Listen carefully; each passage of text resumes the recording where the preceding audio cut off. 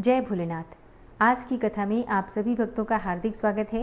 भगवान भोलेनाथ आपकी समस्त मनोकामनाओं को पूर्ण करें। आज है 2 अगस्त और दिन है रविवार और आज सावन मास की कृष्ण पक्ष की चतुर्थी तिथि है, जो कि रात्रि 11:15 पर समाप्त होगी। और जो भक्त संकष्टी चतुर्थी का व्रत धारण करते हैं आज व्रत धारण कर सकते हैं। सूर्योदय होगा सुबह 5:46 पर और सूर्यास्त का समय है शाम को 7:07 पर। सुबह 4 बजे से 4:50 तक ब्रह्म मुहूर्त है और दोपहर 12:18 से दोपहर 1:10 तक ये समय अभिजीत मुहूर्त का है। और राहु काल शाम को 5:04 से शाम को 6:44 तक और चंद्रोदय काल का समय है रात्रि में 9:20 पर। तो ये आज के शुभ मुहूर्त हैं। और अब बात करें आज के उपाय के बारे में, तो देखिए, आज सावन मास का पहला रविवार है और संकष्टी चतुर्थी का व्रत है। तो गन्ने के रस से आपको शिवलिंग का अभिषेक करना है और भगवान गणेश को दूर्वा अर्पित करना है। एक लाल धागे में आपको 21 या 11 दूर्वा बांधनी है और ये बंडल आपको गणेश जी के चरणों में अर्पित करना है। पहले गणेश जी की पूजा कर लीजिएगा अच्छे से, फिर दूर्वा अर्पित करके अपनी प्रार्थना करिए तो निश्चित ही आपकी कामना पूर्ण होती है। और अब भगवान भोलेनाथ का ध्यान करके आज की कथा का प्रारंभ करते हैं। भगवान सदाशिव ने श्री सनत कुमार जी से कहा, हे ब्रह्मपुत्र, अब मैं तुम्हें धारण पारण व्रत के बारे में बताऊंगा, तुम ध्यान पूर्वक सुनो। पूर्व प्रतिपदा तिथि को पुण्याह वाचन करवाने के पश्चात मेरे लिए व्रत करना चाहिए। एक दिन धारण तथा दूसरे दिन पारण करना चाहिए। धारण में उपवास तथा पारण में भोजन विहित है। व्रत करने वाले को मास की समाप्ति पर उद्यापन करना चाहिए और प्रथम श्रावण मास की समाप्ति में कीर्तन पुण्याह वाचन कराकर हे वत्स आचार्य और ब्राह्मणों का वर्ण करना चाहिए। भगवान सदाशिव तथा भगवती पार्वती की सोने की प्रतिमा घट के ऊपर स्थापना करनी चाहिए और रात भर भक्ति द्वारा अर्चन करना चाहिए। रात को शिव महापुराण का श्रवण कीर्तन आदि करते हुए जागरण करना चाहिए और प्रातःकाल हवन करना चाहिए। महामृत्युंजय मंत्रों के द्वारा, जैसे कि ओम त्र्यंबकम यजामहे, इस मंत्र से तिलों और चावलों की आहुति देनी चाहिए और षडक्षर मंत्र अर्थात ओम नमः शिवाय मंत्र से खीर की आहुति देनी चाहिए। फिर पूर्णाहुति देकर शेष कार्य समाप्त करना चाहिए। ब्रह्म भोज करवाकर आचार्य का पूजन करना चाहिए। हे योगीश, इस प्रकार व्रत को करने से मनुष्य ब्रह्म हत्या आदि पापों से मुक्त हो जाता है। इसमें रत्ती भर भी संदेह की गुंजाइश नहीं है। अतएव श्रेष्ठ श्रावण मास का व्रत करना चाहिए। हे महाभाग, अब तुम श्रावण मास में उपवास की विधि सुनो। हे ब्रह्मपुत्र, स्त्री अथवा पुरुष दोनों को इस व्रत के लिए संयतात्मा एवं जितेंद्रिय होकर प्रतिपदा तिथि को प्रातःकाल इस व्रत का संकल्प करना चाहिए और अमावस्या के दिन लोकोपकारी वृषभ ध्वज भगवान शंकर का षोडशोपचार विधि से पूजन करना चाहिए। ब्राह्मणों का वस्त्र अलंकार आदि द्वारा पूजन करना चाहिए। यथाशक्ति भोजन करवाकर प्रणाम करके विसर्जन करना चाहिए। इस प्रकार मास उपवास का व्रत मुझे प्रीतिदायक 1 लाख संख्या वाली रुद्रवर्ती विधि से करना चाहिए। हे महाभाग, ध्यान पूर्वक सुनो। यह विधि जो कि मैं तुमसे कहने जा रहा हूँ संपूर्ण सिद्धियों को देने वाली है। सादा रुई से 11 बातियां बनावे। मुझे प्रिय होने के कारण ये बत्तियां रुद्रवर्ती के नाम से कही जाती हैं। श्रावण मास के प्रथम दिन इस विधि से संकल्प करें कि श्रावण मास में देवों के देव महादेव हैं। मैं भक्ति से उन गौरीश की 1 लाख बत्तियों से आरती करूंगा। यह संकल्प करने के पश्चात 1000 बत्ती द्वारा प्रतिदिन पूजन करना चाहिए। समाप्ति होने पर 71,000 बत्ती से आरती करनी चाहिए या प्रतिदिन 3000 बत्तियों द्वारा आरती करनी चाहिए और अंतिम दिन 13,000 बत्तियों द्वारा आरती करनी चाहिए या एक ही दिन में 1 लाख रुद्रवर्ती को प्रज्वलित करना चाहिए। यह बत्तियां मुझे अत्यधिक प्रिय हैं। इनको शुद्ध घृत से सिंचित करना चाहिए और संसार के स्वामी भगवान सदाशिव का पूजन करके कथा सुननी चाहिए। श्री सनत कुमार जी ने भगवान श्री सदाशिव से कहा, हे ईश्वर, मुझे अब आप यह बताने की कृपा करें कि इस व्रत का प्रभाव क्या है, इस व्रत को किसने किया है और इस व्रत के उद्यापन की विधि क्या है। भगवान सदाशिव बोले, हे ब्रह्मा के पुत्र, अब मैं तुम्हारे सन्मुख इस व्रत को कहूँगा, तुम ध्यान पूर्वक सुनो। यह व्रत सब व्रतों में श्रेष्ठ तथा महान पुण्य प्रदान करने वाला है, साथ ही संपूर्ण पाप और ताप को हरने वाला है। इससे मेरी प्रीति और सौभाग्य की प्राप्ति होती है। पुत्र पौत्र तथा समृद्धि को देने वाला यह व्रत भगवान श्री सदाशिव को अत्यंत प्रिय है। इससे उत्तम शिवलोक की प्राप्ति होती है। सत्य तो यह है कि तीनों लोकों में रुद्रवर्ती जैसा दूसरा कोई भी व्रत नहीं है। इसके संबंध में अब मैं एक पुरातन कथा कहूँगा। क्षिप्रा नदी के सुंदर तट पर रमणीय उज्जैनी नाम की एक पुरी है उस नगर में सुगंधा नामक एक अत्यंत सुंदर वेश्या रहती थी। उस वेश्या ने संसार में अपनी सूरत का अति दुसह 100 मोहर मूल्य की प्रतिज्ञा की।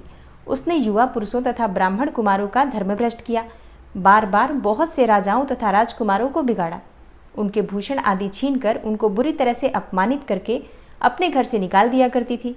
इस प्रकार उसने बहुत से प्राणियों को बुरी तरह लूटा और लूटने के बाद उनको घर से निकाल दिया। अब वो बेचारे शर्म के मारे किसी को अपना मुंह तक नहीं दिखा सकते थे। उसके नाम के अनुसार उसके शरीर की सुगंध 1 कोस तक जाती थी। उसके रूप की चर्चा चारों ओर थी। गायन विद्या से संबंधित वह 6 राग तथा 32 रागिनियों में पूर्णतः दक्ष थी। नृत्य वह रंभा आदि देवताओं से भी अच्छा जानती थी और उसकी चाल का तो ये हाल था कि हस्ती और हंस दोनों की चाल को मात करती थी। हे ब्रह्मपुत्र, एक दिन वह वेश्या क्षिप्रा नदी के तट पर गई और उसने कई ब्राह्मणों को भजन, जप, ध्यान, शिवार्चन तथा विष्णु अर्चन में लीन देखा। हे योगीश, ब्राह्मण मंडल के मध्य में उसने महर्षि वशिष्ठ को ध्यान में संलग्न देखा। केवल उनके दर्शन मात्र से ही उसकी बुद्धि परिवर्तित हो गई। जीवन तथा विषयों से मन हट गया। उसने महर्षि को बारंबार प्रणाम करके अपने पाप कर्मों के नाश का उपाय पूछा। उसने कहा, हे प्रभु, मैंने आज तक बहुत पाप किए हैं। हे विपेंद्र, आप मुझे उन पापों के नाश का उपाय बतलाइए। भगवान सदाशिव ने श्री सनत कुमार जी से कहा। ब्रह्मर्षि वशिष्ठ ने उस वैश्या की बात सुनकर उससे कहा, तुम मेरी बात ध्यानपूर्वक सुनो। मैं अब तुम्हारे सन्मुख उस उपाय को कहूँगा जिससे कि तुम्हारे समस्त पापों का नाश हो सकता है। हे भद्रे, तुम त्रैलोक्य प्रसिद्ध वाराणसी में जाकर दुर्लभ रुद्रवर्ती नामक व्रत करो। यह व्रत महान पुण्य देने वाला तथा शिव की भक्ति में मन को लगाने वाला है। हे भद्रे, इस व्रत को करने से ही तुम्हारी उत्तम गति हो सकती है। भगवान सदाशिव ने श्री सनत कुमार जी से कहा। महर्षि वशिष्ठ के वचन सुनकर सुगंधा अपना खजाना, नौकर चाकर तथा मित्रों को लेकर काशीपुरी में जा पहुंची। उसने महर्षि के आदेशानुसार व्रत को किया। बस फिर क्या था, वह वैश्या पंच भौतिक शरीर को त्याग कर भगवान शंकर के शरीर में लय हो गई। जो स्त्री इस व्रत को करती है वह जिस वस्तु की भी इच्छा करती है वह उसे अवश्य में प्राप्त होता है। हे सनत कुमार, अब तुम माणिकवर्तियों का महात्म्य सुनो। माणिकवर्तियों का व्रत करने से स्त्री मेरे अर्धासन की भागीदार हो जाती है। वह स्त्री महाप्रलय के अंत तक मेरी प्रिया होकर निवास करती है। अब हे मुने, मैं इस व्रत की पूर्ति के लिए व्रत के उद्यापन की विधि बतलाऊंगा। मनुष्य को चाहिए कि भगवान सदाशिव की प्रतिमा के साथ माता पार्वती की प्रतिमा को स्थापित करें। भगवान शिव की प्रतिमा सोने की तथा नंदी की प्रतिमा चांदी की होनी चाहिए। यथाविधि पूजन करके रात्रि में जागरण करना चाहिए। प्रातःकाल नदी में स्नान करना चाहिए। भक्ति द्वारा आचार्य का वरण करना चाहिए और ब्राह्मणों द्वारा घी, पायस एवं बिल्व हवन करना चाहिए अथवा रुद्र सूक्त, रुद्र गायत्री या मूल मंत्र द्वारा हवन करना चाहिए। पूर्णाहुति करके आचार्य आदि की पूजा करें और 11 सपत्नीक श्रेष्ठ ब्राह्मणों को भोजन करवाना चाहिए। मतलब पति पत्नी दोनों ब्राह्मण और ब्राह्मणी को भोजन करवाना चाहिए और उन्हें दान दक्षिणा देना चाहिए। इस प्रकार जो भी स्त्री व्रत करती है वह संपूर्ण पापों से मुक्त हो जाती है और यथाविधि कथा सुनकर स्थापित सामग्री, घट, प्रतिमा आदि आचार्य को समर्पित करनी चाहिए। जो मनुष्य ऐसा करता है उसे 1000 अश्वमेध यज्ञ के फल की प्राप्ति होती है। जय भोलेनाथ। आज की कथा का यहीं पर समापन करती हूँ। इसके आगे का अध्याय आप सुनेंगे कल की कथा में। भक्ति निष्काम भाव से होनी चाहिए। निष्काम भक्ति में बड़ी शक्ति है और ये कोई सुनी सुनाई बात नहीं है, बल्कि इसके पीछे कई पौराणिक कथाएं भी हैं। ऐसी ही एक कथा है प्राचीन समय में काशी के समीप एक नगरी की। काशी के समीप एक नगरी थी जो कि जंगलों से घिरी हुई थी। इसी नगरी में नंदी नाम के एक धनिक वैश्य भी रहा करते थे। वे धर्म कर्म में विश्वास करते थे और पूरे श्रद्धा से, भक्ति भाव से भगवान का चिंतन किया करते थे। उनका नियम था कि वे जंगल के मंदिर में प्रतिदिन पूजा करने जाते थे, दान करते थे, गरीबों की सहायता भी करते थे। एक दिन की बात है कि एक शिकारी उस मंदिर के समीप से गुजर रहा था। दोपहर की धूप तन जला रही थी। मंदिर के प्रांगण में छायादार वृक्ष और स्वच्छ सरोवर देखकर वो वहीं ठहर गया। तभी उसकी दृष्टि भगवान की मूर्ति पर पड़ी तो वह एक टक उस दिव्य स्वरूप में ही खो गया। अब जाने कहाँ से उसके अंतर्मन में ये प्रेरणा हुई कि वो भगवान की पूजा करे। अब वो उठा और वहीं एक बिल्व पत्र पड़ा था सो उठा लिया और अंदर पहुंच गया। मंदिर के अंदर बिल्व पत्र को वहीं पर रख दिया और सरोवर में से अंजलि भरकर पानी उठाकर लाया। फिर पानी से स्नान कराकर और उसने बिल्व पत्र भी भगवान भोलेनाथ को चढ़ा दिया। फिर अपनी बुद्धि के अनुसार उसने अपनी हथेली दांतों से काटकर रक्त भी चढ़ा दिया। पूजा से निवृत्त होकर जब वह पेड़ के नीचे लेटा तो उसे भूख प्यास कुछ नहीं लग रही थी, जबकि उसने सुबह से कुछ नहीं खाया था, बिल्कुल भूखा था। अब इसे भगवान का ही चमत्कार समझा उसने। फिर उसने रोज वहां आकर पूजा करने का निश्चय कर लिया। अब दूसरे दिन प्रातःकाल नंदी वैश्य पूजा करने आए। मंदिर में सड़ा हुआ बिल्वपत्र और खून के छींटे देखकर वो तो अवाक ही रह गए। यह अमंगलकारी कार्य किसने किया? ऐसा भ्रष्ट विघ्न पहले तो कभी नहीं हुआ। अवश्य मेरी ही पूजा में कोई त्रुटि रह गई है। ऐसा सोचकर उन्होंने मंदिर को धो पोंछ कर स्वच्छ किया और फिर प्रतिदिन की भांति उन्होंने पूजा की। तत्पश्चात घर पहुंचकर उन्होंने अपने पुरोहित को यह सब कुछ बता दिया। अवश्य कोई दुष्ट जंगली होगा। कल मैं स्वयं चलूंगा और उसे डांटूंगा कि ऐसा अनर्थ करने से महादेव रुष्ट हो जाएंगे। पुरोहित जी ने कहा। अब अगले दिन दोनों पूजा सामग्री लेकर मंदिर में पहुंचे। वहां कल जैसी ही स्थिति आज भी थी। नंदी वैश्य और पुरोहित ने मंदिर को फिर से साफ किया और शिव के महामंत्र का जाप किया। वेद मंत्रों की ध्वनि से आसपास का सारा वातावरण गूंज उठा, परंतु उन दोनों की दृष्टि मंदिर आने वाले मार्ग पर ही लगी हुई थी। अब दोपहर के समय शिकारी भी आ गया। शिकारी की भयंकर आकृति देखकर दोनों भयभीत हो गए। अब ऐसे खूंखार मानव से, जो कि राक्षस के सदृश लग रहा था, डर जाना तो बिल्कुल स्वाभाविक था। दोनों ही भगवान रुद्र की विशाल मूर्ति के पीछे जाकर छुप गए और उनकी आंखों के समक्ष ही उस जंगली ने उनकी पूजा नष्ट भ्रष्ट कर दी और फिर उसने अपनी पूजा प्रारंभ करी। जल से स्नान कराया और बिल्वपत्र चढ़ाकर अपनी घायल हथेली में पुनः चाकू मारा तो रक्त के साथ मांस भी निकल पड़ा। दोनों चीजें पूर्ण भाव से प्रभु को अर्पित कर दी। फिर प्रभु के समक्ष साष्टांग दंडवत किया और वापस चला गया। अब नंदी वैश्य बोले कि महाराज, ये तो कोई राक्षस है। इसे तो किसी ज्ञान, प्रलोभन या भय से भी रोका नहीं जा सकता है, और अगर हम ऐसी चेष्टा भी करते हैं तो ये हमें जीवित तो नहीं छोड़ेगा। नंदी वैश्य की बातें सुनकर पुरोहित जी बोले कि कह तो आप सत्य ही रहे हैं। यह मूर्ख है, लेकिन क्या करें? भगवान को यूं ही अपवित्र होने के लिए छोड़ दें? नहीं, इस समस्या का एक ही उपचार है। मूर्ति को यहाँ से ले चलते हैं और आप इसे अपने घर में स्थापित कर लीजिए। अब दोनों ने यही निर्णय किया और उसके बाद घर लौटकर आए। फिर नंदी वैश्य ने आधा दर्जन मजदूर लिए और बैलगाड़ी में बैठकर मंदिर जा पहुंचा। फिर उसने मजदूरों से कहा कि एक दुष्ट जंगली मंदिर को अपवित्र करता है, समझाने पर भी नहीं मानता है, इसलिए मूर्ति को घर लेकर चलो। फिर तत्काल ही मूर्ति को उखाड़ लिया गया और बैलगाड़ी में लादकर उसे नगर में लाया गया। नंदी वैश्य ने पूर्ण विधि विधान से मंत्रोच्चारण के द्वारा उस मूर्ति को अपने घर में स्थापित किया। रात भर मूर्ति के समक्ष भजन कीर्तन होता रहा। अब उधर दूसरे दिन शिकारी अपने निर्धारित समय पर पूजा करने मंदिर पहुंचा तो क्या देखता है कि मूर्ति तो वहां है ही नहीं। अब मूर्ति को वहां ना देखकर सन्न रह गया शिकारी और बोला कि अरे, भगवान कहाँ गए? लगता है कि कहीं छुप गए हैं। शिकारी ने मंदिर का कोना कोना छान मारा, लेकिन भगवान वहां कहीं भी नहीं थे। अब वो वहीं बैठकर जोर जोर से रोने लगा, हे शंभो, हे महादेव, हे भोलेनाथ। अब वो भाव विह्वल होकर रो रहा था। मुझे क्यों त्याग दिया भगवान? मुझसे क्या भूल हो गई जो आप इस तरह से मुझे छोड़कर ही चले गए? मैंने तो कोई अपराध भी नहीं किया है।